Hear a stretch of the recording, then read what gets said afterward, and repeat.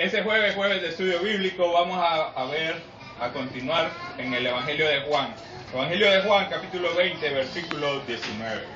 Evangelio de Juan, capítulo 20, versículo 19. Jesús aparece a los discípulos. Jesús aparece a los discípulos.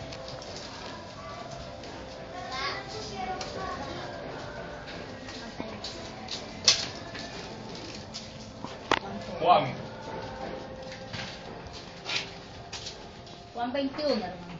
20, 19.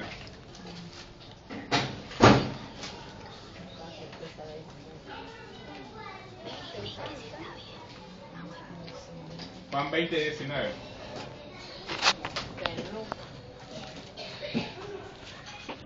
Juan 20, 19. Vamos a continuar. Jesús se aparece a los discípulos. Evangelio de Juan, capítulo 20, versículo 19. Leemos la palabra de Dios en el nombre del Padre, del Hijo y del Espíritu Santo. Cuando llegó la noche de aquel mismo día, el primero de la semana, estando las puertas cerradas en el lugar donde los discípulos estaban reunidos, por miedo de los judíos, vino Jesús y puesto en medio les dijo: paz a vosotros. Y puesto en medio les dijo: paz a vosotros. Oramos. Señor amado, bendice este momento en el que vamos a compartir tu palabra.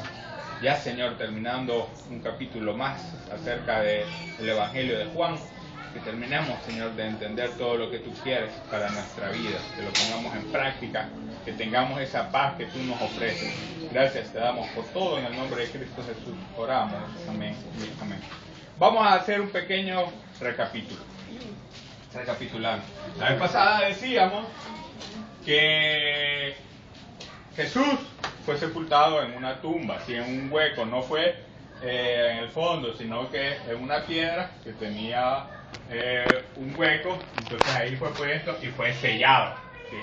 Pero fíjense que pasó algo que no tenía que pasar, y tenemos que entender esto, y lo mencionábamos una vez, porque son 3 días. ¿Qué día fue enterrado Jesucristo? ¿Qué día? ¿Quién da más o quién da menos? Viernes. Fue viernes, ¿sí? Fue viernes.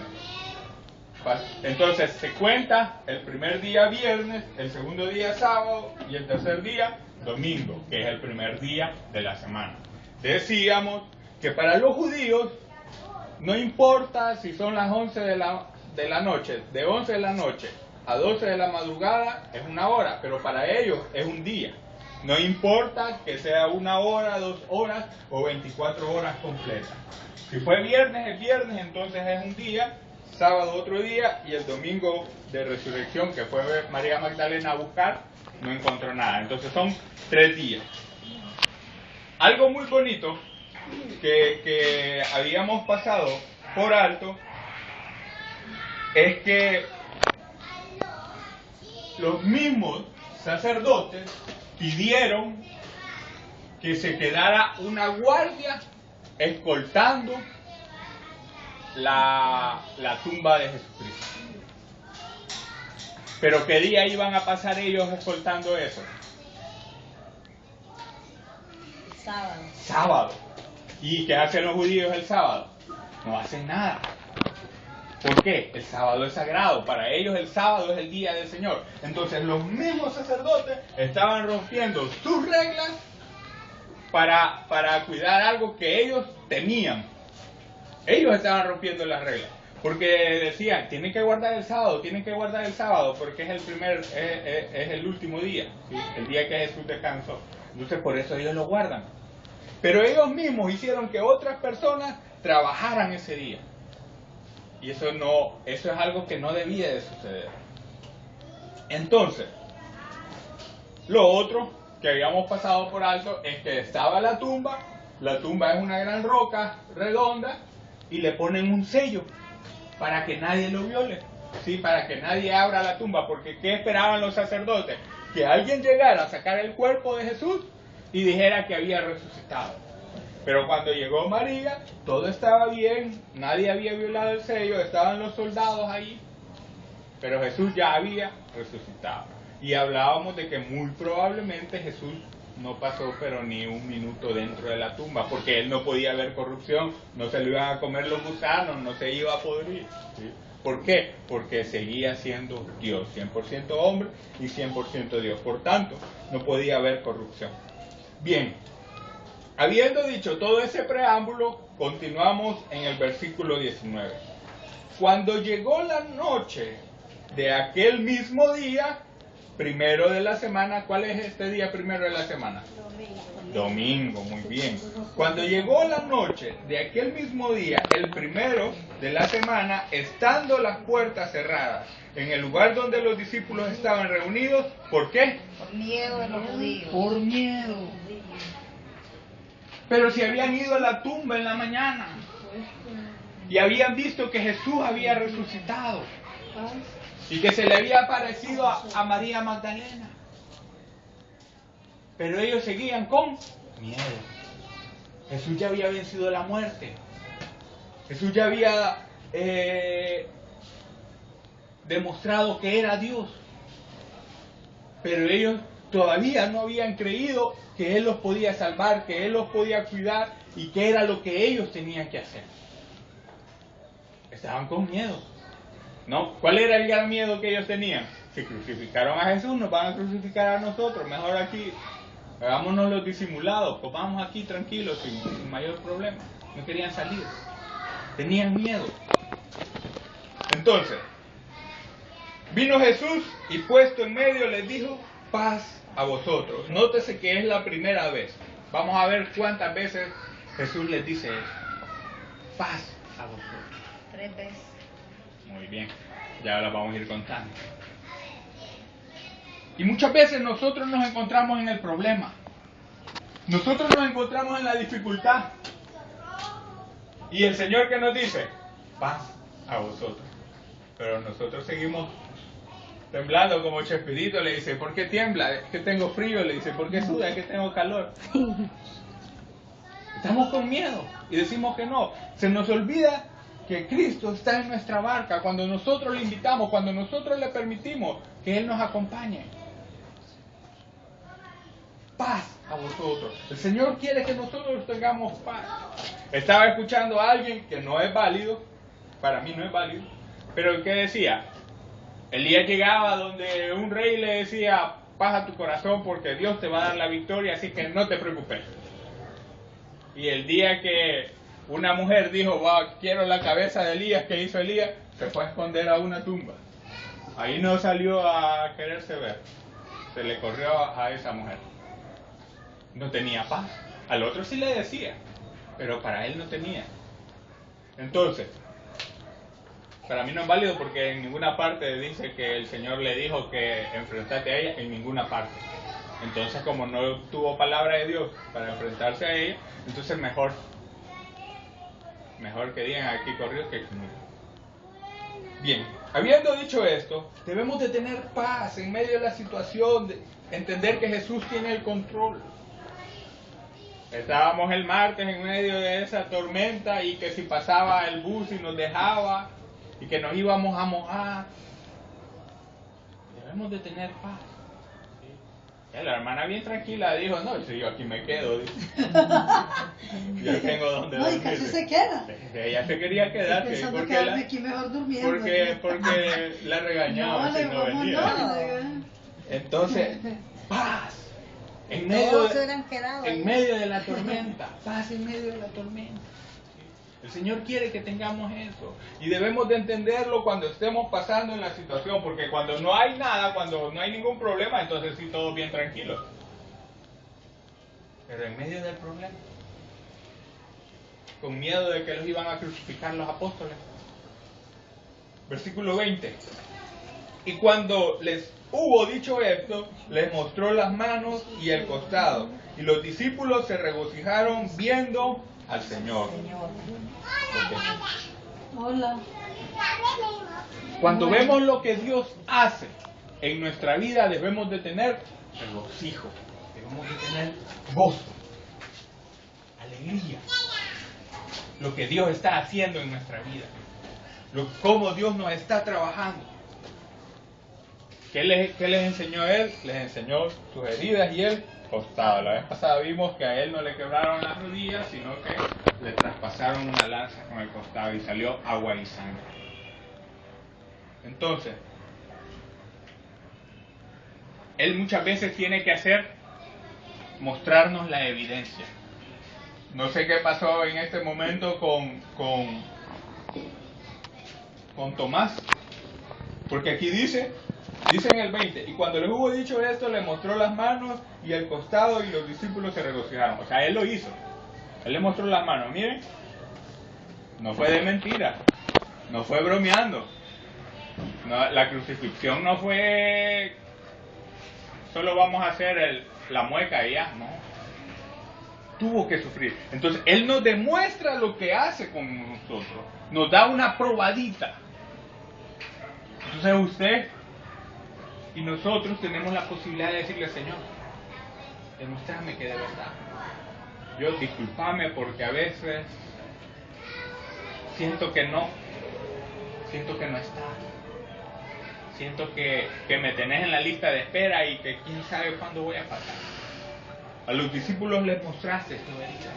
Les diste una prueba, les diste una evidencia. Yo quiero que me ayudes. Porque siento que estoy fuera. Entonces uno podemos pedir una parte, una evidencia de lo que Él nos puede hacer, de lo que Él puede hacer por nosotros. En el 21 dice, entonces Jesús les dijo otra vez, paz a vosotros. 2 veces. Ya estaba Él ahí, ya había llegado, ya les había demostrado que Él tiene el poder, ya les había demostrado lo que Él había sido capaz de hacer, vencer la muerte. Y aún así, les tiene que decir otra vez, paz a vosotros. ¿Y por qué Él los va a decir? Solo por una razón, porque continuaban con miedo, porque tenían temor. Y nos pasa así muchas veces a nosotros. Él ya dijo que sí, Él ya dijo que nos va a sacar del problema, Él ya dijo que nos va a prestar atención a nuestras peticiones, pero nosotros seguimos dudando. Seguimos teniendo miedo de alguien que nos quiere amenazar de gusto, de alguien que nos quiere hacer algo por nada. Y la Biblia dice, huye al impío sin que nadie lo persiga. Debemos de confiar, debemos de tener esa paz que Cristo nos ofrece una y otra vez. ¿Paz para qué? ¿Paz para qué? ¿Para qué nos ofrece? Veamos en la segunda parte del 21. Como me envió el Padre, así también yo os envío. Como me envió el Padre, así también yo os envío. ¿Cuál fue el único o el objetivo primordial por el cual Cristo vino a la tierra? Para salvar a las personas de sus pecados. Ese fue el motivo. Ese fue el objetivo principal. Entonces dice Jesús, como me mandó mi Padre a mí, así también yo los envío. Y entonces, ¿qué tenemos que hacer nosotros? Igual, salvar las almas. Trabajar porque las demás personas puedan recibir a Cristo como Señor y Salvador personal. Ese es el objetivo. Ese debe ser el objetivo. El objetivo no es llenar iglesias, el objetivo no es hacer iglesias, el objetivo no. El objetivo es que más personas vengan a Cristo, que sea su Señor y Salvador. Ya lo hemos hablado. Si el objetivo de Dios para este lugar no es llenar aquí, que todo, aquí han venido un montón de gente, decenas y decenas de personas que quizás habían dejado de ir a su iglesia, vienen aquí y vuelven a ir a su iglesia. O personas que aquí conocen a Jesús como su Señor y Salvador personal y luego se congregan en otra iglesia. Pero ese es el objetivo, ¿sí? El objetivo no es que hayamos miles, no, el objetivo es que las personas conozcan a Jesús. Y Jesucristo mismo nos dijo, así como el Padre me envía a mí, así yo los envío a ustedes. No dijo vayan y hagan sanidades, no. El objetivo principal era la salvación de las almas. Y eso lo vamos a complementar con el 23, pero veamos el 22. Y habiendo dicho esto, sopló y les dijo, recibid el Espíritu Santo. ¿Quién hizo eso? Cristo. Jesús.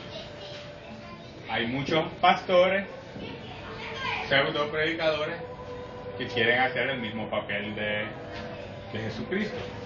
Recordemos que en el Antiguo Testamento, antes de que Jesús viniera, el Espíritu era dado y después se iba. Así pasaba con David, así pasaba con Sansón. El Espíritu venía y se iba. Ahora, después que Jesús vino, murió por nuestros pecados y resucitó al tercer día, el Espíritu se queda con nosotros. Entonces, por tanto, por esa razón, Jesús vino y les dio el Espíritu Santo después de que ya había resucitado. Pero ¿hasta cuándo se manifestó? Se manifestó hasta la fiesta del Pentecostés, que lo vamos a ver mucho más adelante. O sea, ellos recibieron el Espíritu Santo, pero no se manifestó ahí, sino hasta después. ¿Y para qué me va a servir el Espíritu Santo? ¿Cuál es la función del Espíritu Santo? Versículo 23. A quienes remitieren los pecados, les son remitidos, y a quienes les retuvieren, les son retenidos. ¿No le suena parecido esto a lo que le dijo a un apóstol en especial? Se parece a lo que le dijo a Pedro. Y todo lo que atares en la tierra será atado en los cielos. Entonces los católicos piensan que únicamente lo puede hacer Pedro. Pero aquí lo estaba haciendo para todo. ¿Qué fue lo que hizo primero? Darles el Espíritu Santo. ¿Cuándo recibimos el Espíritu Santo nosotros? Cuando recibimos a Jesús como nuestro Señor y Salvador personal. Entonces, yo puedo hacer que una persona tenga acceso al cielo o se queme en el infierno. ¿Cómo? No soy yo el que le va a perdonar los pecados. Y ese es un gran error. Hijo, te absuelvo de tus pecados, 3 Ave María y 2 Padre Nuestro. No es así. ¿Quién es el único que puede perdonar pecados? Jesucristo. Él es el único. Entonces, ¿qué hago yo? ¿Cuál es mi tarea? ¿Cómo yo hago para remitir los pecados y retener los pecados? Cuando yo prohíbo a alguien o cuando yo no le permito a alguien que esa persona conozca a Jesús como Señor y Salvador personal. Si yo conozco a alguien y yo hago que esa persona acepte a Jesús como su Señor y Salvador personal, ¿qué estoy haciendo? Estoy remitiéndole los pecados por medio de Jesús, porque Él es el que lo va a perdonar. Él es el que murió en la cruz por él. Pero si yo le digo, no, ¿sabes qué? Me caes mal, ni te voy a hablar de Jesús, andate al infierno. Entonces, ¿qué estoy haciendo? Estoy haciendo que sus pecados sean retenidos. Eso me lo van a demandar a mí, lógicamente. ¿Sí? Pero nosotros tenemos esa capacidad. No por lo que nosotros hacemos o porque yo soy Dios o porque yo soy bueno, no. Sino por lo que Jesús hizo y por lo que yo sé. Entonces cada uno de nosotros tiene esa posibilidad. No solamente su servidor, cada una de las personas. Usted le puede decir, mira, yo conozco a alguien que te puede perdonar tus pecados, Cristo. ¿Qué es lo que tienes que hacer? Recibirlo como Señor y Salvador de tu vida. Punto. Entonces yo, por medio de mi persona, esa persona va a ser limpia de sus pecados. No porque yo digo o porque no, porque yo le muestro quién es el camino, que Jesucristo es el camino. Vamos al versículo 24. Pero Tomás, uno de los 12, llamado Dídimo, no estaba con ellos cuando Jesús vino. Le dijeron pues los otros discípulos, al Señor hemos visto. Él les dijo, si no viere sus manos la señal de los clavos y metiere mi dedo en el lugar de los clavos y metiere mi mano en su costado, no creeré. Así nos ponemos nosotros muchas veces. Es que yo no creo. Es que yo no creo que Dios pueda hacer eso conmigo. Es que yo no creo que Dios pueda hacer eso con otras personas. Es que yo no creo que Dios pueda perdonar ese pecado. Y para mí que es muy grande. Para mí que es muy pecadora esa persona. Entonces yo no puedo ver.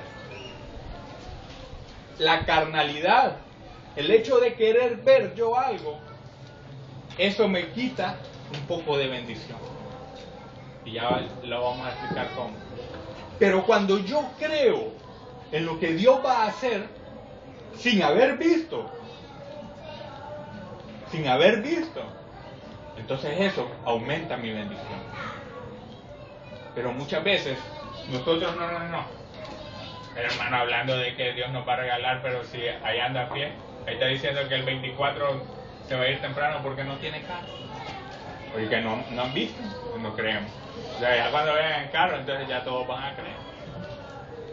Pero eso nos quita bendición. A mí no me la quita porque yo sí creo. A mí no me la quita porque yo he creído en todos los lugares. Yo he creído en León, yo creo en Guaspán, yo creo en el crucero, yo creo en Nindiri. Yo creo. ¿Qué es lo que pasa? A su tiempo. Debemos de ser pacientes. En el tiempo de Dios, ¿qué debemos de hacer? Trabajar, eso es todo. Trabajar. Muy probablemente, yo no sé, todos queremos que aquí crezca, pero muy probablemente aquí podría tardar crecer un poco más, pero desde aquí ha sido el centro de operaciones para trabajar en León. ¿A dónde se comenzó? Aquí comenzamos. De aquí salió. Entonces Dios trabaja de diferentes maneras. Versículo 26. 8 días después, estaban otra vez sus discípulos dentro, y con ellos Tomás. Ya había pasado una semana de la crucifixión, y andaban ellos predicando el Evangelio.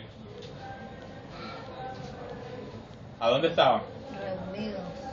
Seguían en el mismo lugar. No se habían movido. Seguían con miedo. Ya había aparecido Jesús, ya les había ofrecido su paz, ya les había dado el Espíritu Santo, pero ellos continuaban igual. No habían salido. Y vamos a ver el otro jueves, si Dios nos permite, que todo continúe igual. Ya había llegado Jesús, ya había demostrado que Él venció la muerte, ya les había invitado a que las demás personas le conocieran como Jesús, como Salvador personal, y ellos seguían encerrados, porque tenían miedo. Otra vez a sus discípulos dentro, y con ellos Tomás. Llegó Jesús estando las puertas cerradas, otra vez, y se puso en medio y les dijo, por tercera vez, seguían con miedo, seguían temerosos. ¿Y qué es lo que hace Jesús? Paz. Es difícil. Y cuando uno está bien con sus comodidades, si Dios te va a ayudar, si como no sos vos. Pero cuando estamos en problemas, entonces es difícil. Pero debemos de estar seguros de que Él nos ofrece esa paz. Y que depende de nosotros el hecho de recibirla, el hecho de aceptarla, el hecho de no moverme por lo que yo creo que va a pasar. No, es que va a llover, quizás mejor ni voy. No, porque yo creo que Él me va a cuidar, porque yo creo que Él me va a proteger, porque yo creo que Él, así como yo salgo de mi casa, así Él va a permitir que yo regrese. Esos interlocales son rápidos, hermano, por eso le llaman los intermortales. La vez pasada el hermano Lino me dijo, gracias a Dios que ya no bajamos, me dijo. Era un pirata que nos venía más rápido todavía. Pero como no confiamos en el que maneja, sino que confiamos en Dios, y que alguien tiene que estar aquí predicando, entonces Dios nos ofrece su paz.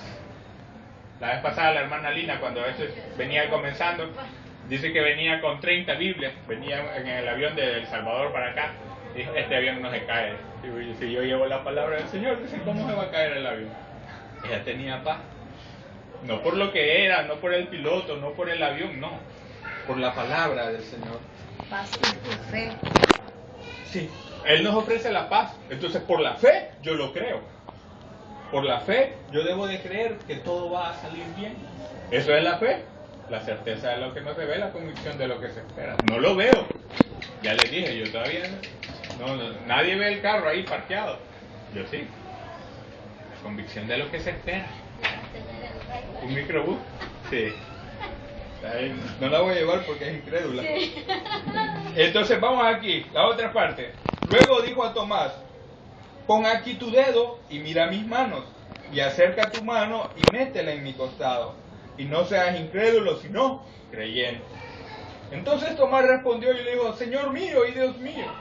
Jesús le dijo: porque me has visto, Tomás, creíste. Bienaventurados los que no vieron y creyeron. ¿Por qué creyó Tomás? Porque vio. Entonces Jesús le dice: bienaventurados los que no vieron y creyeron. ¿Y qué significa bienaventurado? Doblemente bendito. Entonces es doble. Si yo no veo y creo, mi bendición se duplica. Es como Movistar y Claro. Cuando yo no lo veo y lo creo. Pero si no, es que yo no voy a creer hasta que el Señor me arregle mi casa o me salde mi deuda, hasta entonces yo voy a creer. Su bendición se divide por la mitad. Y fíjense que esto es bien bonito. ¿Cómo lo explicamos esto? Porque a mí no me preocupa el momento. Yo sé que voy a llegar. Yo sé que aunque venga a 120 kilómetros por hora el microbús, yo sé que yo voy a llegar. Entonces yo vengo tranquilo. Entonces yo no me preocupo. Recibo mi bendición y tranquilamente. Pero si yo vengo preocupado, el hermano Lino ni hablaba. El hermano Lino no duerme. Cuando venimos nunca duerme. Yo sí siempre me duermo. Y ese día ni venía hablando, tranquilo. Venía hasta pálido. Y venimos, los dos venimos. Pero yo vine tranquilo. Y él besando el suelo, casi algo así me dijo, casi beso el suelo cuando me bajo. Los dos venimos. Sí. Entonces, recibimos la bendición, pero a media. Pero cuando yo creo en la promesa que Dios tiene para mi vida, no me importa lo que pase en medio, sino lo que Dios va a hacer en mí. Pasamos todos el mismo desierto, pero unos confiando en Dios, creyendo que lo que Dios va a hacer. Creyendo que ya lo hizo, dicen, y que nosotros lo vamos a poder ver. El Evangelio de Juan tiene algo que muy pocos libros tienen, y es que pone explícitamente cuál es el propósito del libro. Versículo 30, ya vamos a ir terminando.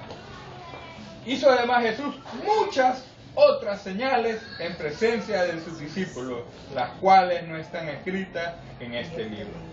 Pero estas se han escrito para que creáis que Jesús es el Cristo, el Hijo de Dios, y para que creyendo tengáis vida en su nombre.